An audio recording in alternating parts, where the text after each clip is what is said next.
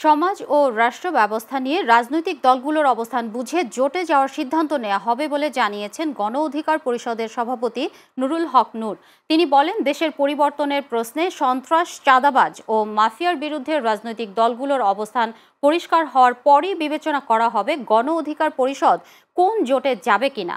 শুক্রবার বিকেলে নারায়ণগঞ্জ শহরের কেন্দ্রীয় শহীদ মিনারে আয়োজিত তারুণ্যের রাজনৈতিক সমাবেশে প্রধান অতিথির বক্তব্যে তিনি এই মন্তব্য করেন।